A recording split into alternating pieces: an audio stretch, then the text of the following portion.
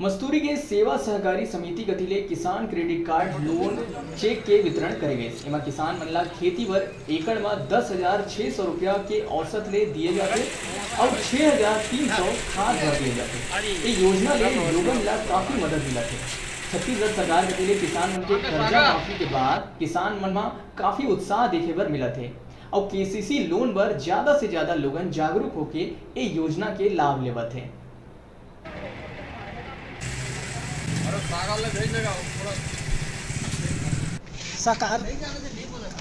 सहकारिता के द्वारा किसान मन ला ऋण दिए गए हैं। एकड़ में 10,000 रुपये के अनुदान दिए गए, वह दिए गए हैं केसीसी लोन हमारा काश्तकारी के लिए। लगभग कतका झन अभी किसान मन लगभग हम 50 किसान यहाँ उपस्थित रहे।